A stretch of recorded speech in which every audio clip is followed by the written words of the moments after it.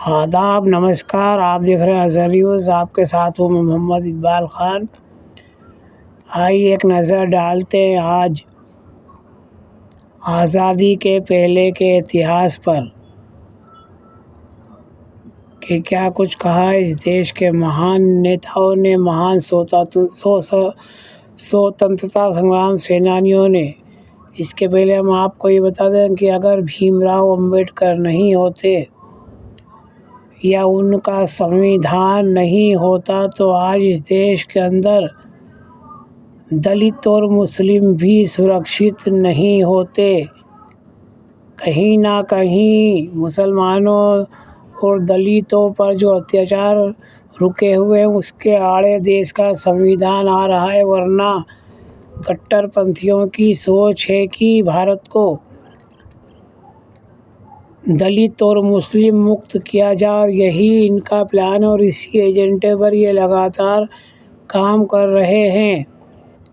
इनकी ये सोच कोई आज नहीं बनी है, ये तो आज़ादी के पहले से बनी हुई है, जिसमें इनके खिलाफ राष्ट्रपिता गांधी जी और नेताजी सुभाष चंद्र बोस ने भी काफ़ी कुछ कहा है, जो कि जंग आज़ादी के दौरान ही उन्होंने कहा था।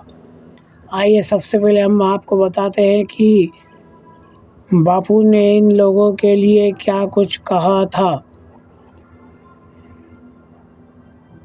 गांधी जी ने अपने अखबार रिलीजन में आरएसएस को सांप्रदायिक और तानाशाही दृष्टिकोण वाला संगठन भी माना था। उन्होंने संघ की विचारधारा को नाज़ी और फांसीवादी बताया था। उन्होंने संघ को चेताया था कि कानून हाथ में लोगे तो ये राष्ट्र के लिए खतरनाक होगा। ये बात उन्होंने 1947 के दौरान कही थी, जब भारत पाकिस्तान आज़ाद हुए थे और देश के अंदर लगातार सांप्रदायिक हिंसा फैली हुई थी और लोगों को सरेआम काटा मारा जा रहा था। तब उन्होंने ये बयान दिया था और आरएसएस को समझाया था कि तुम्हारी इस नफ़रत और सांप्रदायिकता से देश को खतरा उत्पन्न हो सकता है। वहीं देश के महान स्वतंत्रता संग्राम सेनानी और नेताजी सुभाष चंद्र बोस ने क्या कुछ कहा था, आइए उस बारे में हम आपको बताते हैं कि क्या कुछ उन्होंने हिंदू महासभा और आरएसएस को लेकर कहा था। 1942 में नेताजी सुभाष चंद्र बोस ने कहा था कि आरएसएस और हिंदू महासभा ये दोनों संगठन धर्म को राजनीति में ला रहे हैं। इस कारण नेताजी ने इन्हें देशद्रोही, गद्दार और अंग्रेज़ों का समर्थक माना था। उन्होंने धर्म आधारित राजनीति का विरोध किया था कि जो लोग आज़ादी की लड़ाई से दूर रहकर अंग्रेज़ों का साथ दे रहे हैं वो देश के गद्दार हैं। नेताजी ने धर्म को राजनीति में लाने के कट्टर विरोधी थे और उन्होंने सार्वजनिक जीवन में धर्म का इस्तेमाल करने वालों को देशद्रोही, गद्दार कहा था।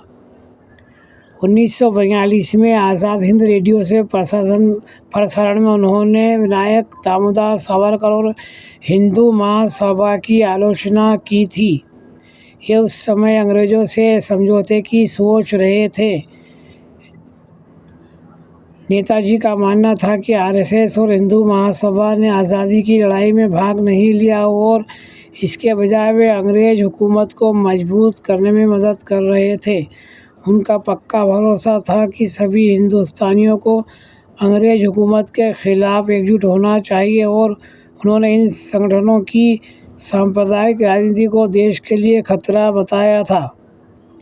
नेताजी की विचारधारा पूरी तरह धर्मनिरपेक्ष थी और वामपंथी वाली थी, जो आरएसएस की हिंदू राष्ट्र की विचारधारा के विपरीत थी।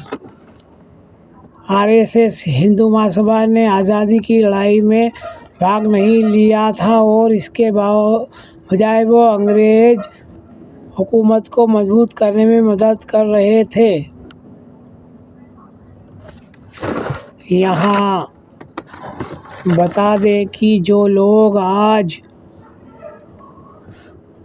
नफ़रत के चलते मुसलमानों को गद्दार कह रहे हैं, उन्हें देशद्रोही कह रहे हैं, उन्हें आतंकवादी कह रहे हैं, और ना जाने किन किन अल्फाज और शब्दों से पुकार रहे हैं, उनका अपमान कर रहे हैं और कह रहे हैं देश उनका नहीं है, वो अपना हिस्सा ले चुके हैं पाकिस्तान, जबकि भारत के मुसलमानों का पाकिस्तान से कोई लेना देना नहीं है।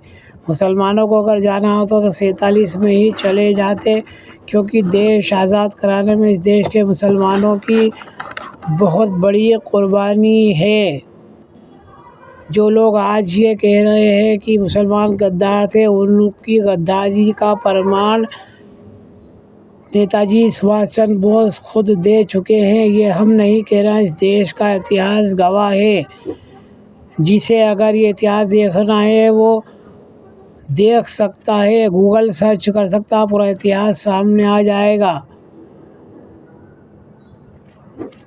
वो अंधभक्त या वो भगवा गुंडे जो मुसलमानों को गद्दार कर रहे हैं, लगातार हमले कर रहे हैं और मुसलमानों की राष्ट्रीयता पर या देश प्रेम पर जो सवाल उठा रहे हैं, एक बार वो इस इतिहास की तरफ नज़र डालकर अपने गिरेबान में झांक ले कि असल में देश का गद्दार कौन था और कौन लोग जंगे आज़ादी के ख़िलाफ़ थे।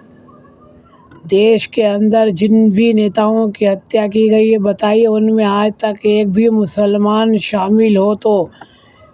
इंदिरा गांधी की हत्या में कौन था, राजीव गांधी की हत्या में कौन था और बेअंत सिंह की हत्या में कौन था? इन सबको मारने वाले क्या एक भी मुसलमान थे?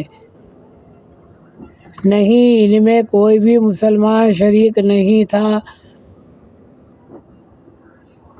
हमने सोचा वीडियो काफ़ी दिलचस्प है, इससे आपको रूबरू करा दे। हो सकता है कि इस वीडियो को देखने के बाद अंधभक्तों की आंखें खुल जाए और मुसलमानों की तरफ से उनका नज़रिया बदल जाए। आप देख रहे हैं अज़हर न्यूज़ और आपके साथ हूँ मोहम्मद इकबाल ख़ान। वीडियो पसंद आए लाइक कीजिए, शेयर कीजिए, सब्सक्राइब कीजिए।